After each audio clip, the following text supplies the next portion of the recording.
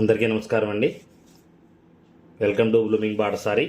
నేను మీ వంశీ దేవులపల్లి. అయితే ఈరోజు ఈ ఎపిసోడ్లో మనం భగవద్గీతలో నిత్యము గుర్తుంచుకోదగిన విషయాలు ఏమిటో అవి చూద్దాం. మనకు ముఖ్యంగా 5 విషయాలు ఇవ్వడం జరిగిందండి. మొదటిది, నీ కర్తవ్యాన్ని నిర్వహించడమే నీ విధి, ఫలితంపై నీకు హక్కు లేదు. కర్మణ్యే వాధికారస్తే మా ఫలేషు కదాచన మా కర్మ ఫలహేతుర్భూ మాతే సంగోస్త్వకర్మణి. ఇది వినగానే మనందరికీ త్రిబుల్ సినిమాలో రామ్ చరణ్ చెప్పిన ఆ డైలాగ్ మీకు గుర్తొచ్చి ఉంటుంది. అది భగవద్గీతలో తీసిన శ్లోకం అండి. దీనికి అర్థం ఏమిటనగా, ఇది కర్మయోగానికి భగవంతుడు చెప్పిన మూల సూత్రం. నువ్వు చేయవలసిన పనులన్నీ వీటిని చేయడం నా కర్తవ్యం, ఇది నా బాధ్యత అనే బుద్ధితో చేయాలి.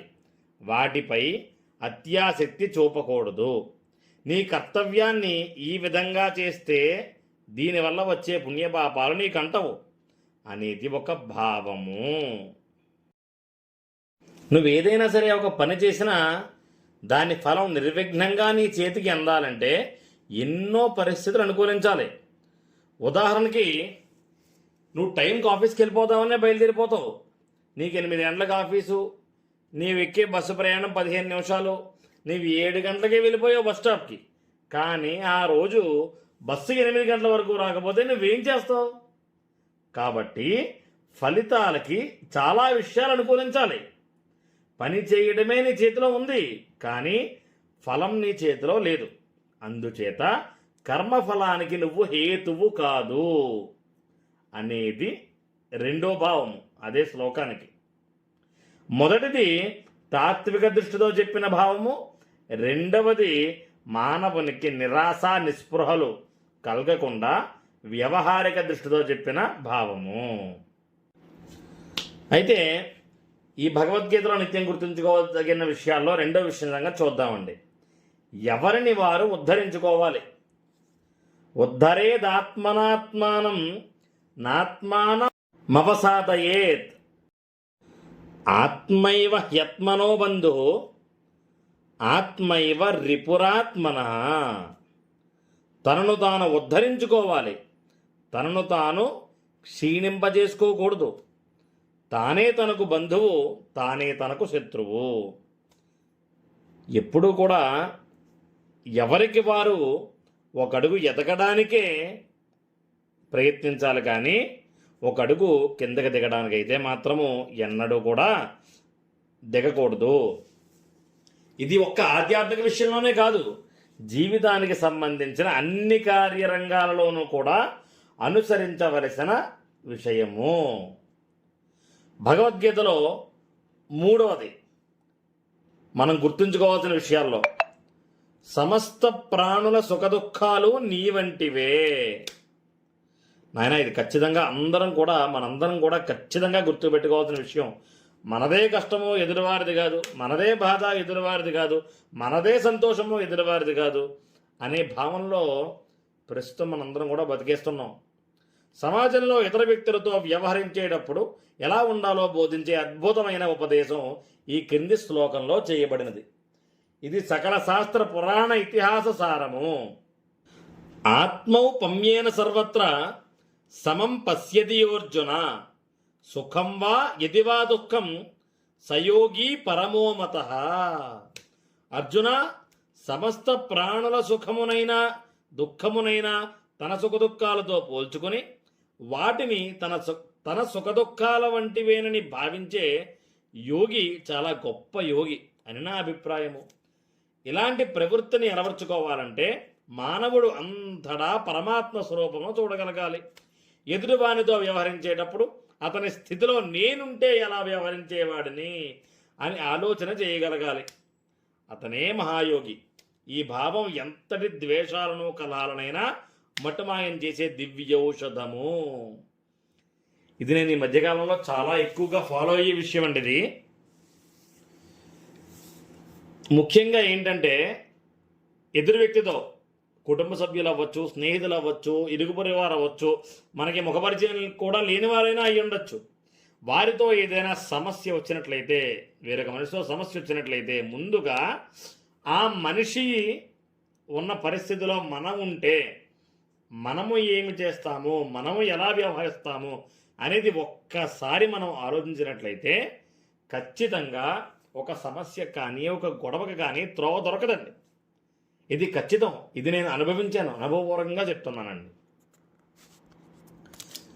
విద్యా వినయ సంపన్నే బ్రాహ్మణే గవిహస్తిని సునిచైవ స్వపాకౌచ పండితా సమదర్శన.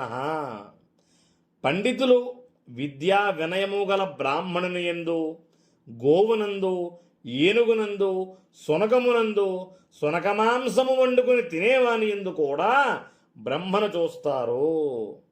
ఎవరైతే ఇలా ఒక్కసారి అవతలవాని పరిస్థితిలో మనం ఉండి ఆలోచిద్దామని అనుకుంటారో, ఎదుట ఉన్నది ఎంతవాడి కానీ, అది పండితుడు కానీ, బ్రహ్మ కానీ, గోవు కానీ, ఏనుగు కానీ, సునకము కానీ, ఎవరైనాను కానీ మనం వారిలో ఒక బ్రహ్మను చూస్తాంటండి. అది నిజమండి, నిజంగా ఖచ్చితమైన మాట. అందరి విషయంలో సమదృష్టితో ఉన్నవారు ఇహలోకంలోనే సృష్టిని జయించిన వాళ్ళు అవుతారు. ఎందువలననగా సమమైన బ్రహ్మము ఎట్టి దోషము లేనిది. అందువల్ల వారు సామ్యమునందున్నవారు, అనగా బ్రహ్మయందున్నవారు. భగవద్గీతలో మనం గుర్తుంచుకోవాల్సిన 4వ విషయం ఏదైతే ఉందో, భగవద్భక్తుడు ఎన్నటికీ దుర్గతి పొందడు. ఇది ఖచ్చితమైన మాట అండి. భగవంతుని ఏ కోరికలు లేకుండా సేవించడం ఉత్తమమే. అయితే కోరికలతో అలా సేవించిన వాడు తనకి ప్రియుడేనని శ్రీకృష్ణుడు తన భక్తులకు మాట ఇచ్చారు. అటువంటి భక్తుడు కూడా కాలాంతరంలో ధర్మాత్ముడు అవుతాడని ఆయన స్పష్టంగా చెప్పారండి. చతుర్విధ భజంతే మాం జనా సుకృతినోర్జున ఆర్తో జిజ్ఞాసురర్థార్థి జ్ఞానీచ భరతర్షభ. అర్జున, కష్టాలలో ఉన్నవాడు, తత్వం తెలిసి కొనదలిచినవాడు, ధనం కోరేవాడు, జ్ఞానవంతుడు అనే 4 విధాలైన జనులు నన్ను సేవిస్తూ ఉంటారు. ఇతరులను ఎవ్వరినీ సేవించకుండా నన్నే సేవించేవాడు అతడు ఎంత దురాచారవంతుడైనా అతడు సత్పరుషుడనే గ్రహించాలి. ఎందువలననగా అతని నిశ్చయం మంచిది. అలాంటి దురాచారవంతుడు కూడా అతి శీఘ్రంగా ధర్మాత్ముడిగా మారిపోతాడు, ఎల్లప్పుడూ శాంతిని పొందుతాడు. కుంతీపుత్ర, నిశ్చింతగా తెలుసుకో, నా భక్తుడు ఎన్నటికీ నశించడు. సాక్షాత్ శ్రీకృష్ణ పరమాత్ముడు చెప్పిన మాట అండి ఇది. భగవద్భక్తుడు ఎన్నటికీ కూడా దుర్గతి పాలపడు. ఆయన చివరిగా ఏం చెప్పారండి శ్రీకృష్ణ పరమాత్ముడు? ఓ అర్జున, ఒక్క విషయం గుర్తుపెట్టుకో, ఎవరైతే నన్ను నమ్ముకుంటారో, ఎవరైతే నన్ను సేవిస్తారో, ఎవరైతే నా పట్ల భక్తి భావనతో ఉంటారో వారు ఎన్నటికీ కూడా నశించిపోరు. ఏనాటికైనా సరే వారు సుఖశాంతులతో ప్రశాంతమైన జీవితం గడుపుతూ ఉంటారు. అలాంటి వారు ఎట్టకేలకు 10 మందికి ఉపయోగపడతారే కానీ ఎటువంటి రకమైన దుర్గతి పాలు పొందరు అని చెప్పి శ్రీకృష్ణ పరమాత్ముడు చెప్పడం జరిగిందండి. అలాగే భగవద్గీతలో గుర్తుంచుకునే 5వ విషయం, మంచి పనులు చేసేవారు ఎన్నడూ దుర్గతి పాలవ్వరు. ఇందాక చెప్పింది ఏంటండి? భగవద్భక్తుడు ఎప్పుడూ కూడా దుర్గతి పొందడు. అలాగే మంచి పనులు చేసేవారు ఎన్నడూ కూడా దుర్గతి పొందరు. యోగాభ్యాసాల మొదలైన మంచి పనులు చేయాలనే సదుద్దేశంతో ప్రారంభించిన వారు సఫలం కాలేకపోయినా ఏమీ నష్టం ఉండదు, ఎప్పటికైనా సాధిస్తారు అని కూడా శ్రీకృష్ణుడు ప్రతిజ్ఞాపూర్వకంగా చెబుతాడు. అలా మంచి పనులు చేసేవానికి ఇహలోకంలో కానీ పరలోకంలో కానీ వినాశం ఉండదు. నాయనా, మంచి పని చేసేవాడు ఎప్పుడూ దుర్గతి పొందడు కదా. అంతేకాదు, మంచి పనులు చేసేవారు మరణాంతరము పుణ్యాత్ములు పోవు లోకములకు పోయి అక్కడ చాలా కాలము వసించి తదుపరి సదాచారవంతులైన సంపన్నుల గృహమునందు జన్మిస్తారు. అలా జన్మించి వారు గత జన్మలో అసంపూర్ణముగా విడిచి వెళ్ళిన యోగాభ్యాసమును మరలా కొనసాగిస్తారని కూడా భగవానుడు తెలిపాడండి. ఎంత గొప్పగా చెప్పారు చూసారా. ఎవరైతే మంచి పనులు చేస్తారో, మంచి పని కనుక ఏమిటనగా ఆ పని వల్ల ఎవ్వరికీ నష్టం కలగకూడదు, ఆ పని వలన ఎవ్వరూ బాధపడకూడదు, ఆ పని ఎదుటివారికి ఉపయోగపడేలా ఉండాలి కానీ అపకారము తలపెట్టకూడదు. అట్టి మంచి పనులు ఎవరైతే చేసుకుంటూ వెళతారో వారికి ఏ లోకమునైనా సరే నాశనం అనేది ఉండదు. వారు ఏ లోకమునున్నా సరే సుఖశాంతులతో, అష్టైశ్వర్యాలతో, ఆయురారోగ్యాలతో సుఖముగా కాలయాపన చేస్తారు.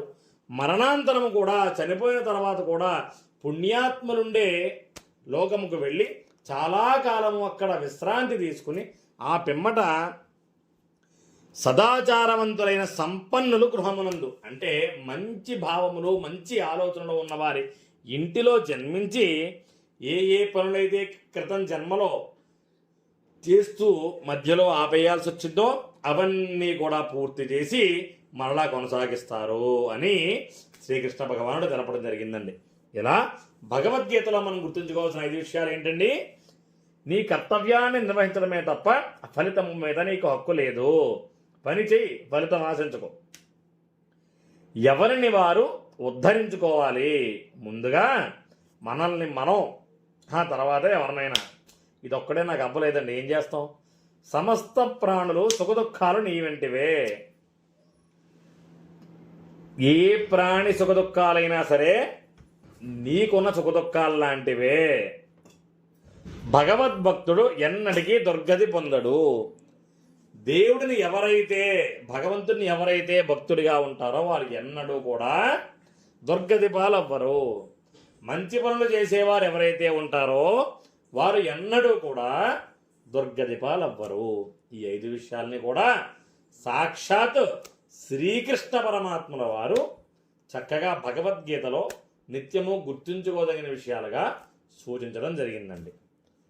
అలా ఈ రోజుతో ఈ 5 విషయాలు మనం తెలుసుకోవడం జరిగింది. ఈ ఎపిసోడ్ అందరితో ముగిద్దాం. అయితే జై శ్రీకృష్ణ. నేను చెప్పేది మీకు అర్థమైనట్లయితే నా ఛానల్ని సబ్స్క్రైబ్ చేసుకోండి. నేను వీడియో పెట్టగానే మీకు నోటిఫికేషన్ వస్తుంది. అలాగే ఈ యొక్క 11 నిమిషాలు పూర్తిగా విని అర్థమైంది అని అనిపించిన వాళ్ళు ఎవరైనా ఉంటే ఒక కామెంట్ రూపంలో తెలియజేయండి. అలాగే ఈ ఛానల్ని షేర్ చేయండి, సబ్స్క్రైబ్ చేయండి. Thank you. మీ Vamshi Devulapalli. In and as blooming Batasari.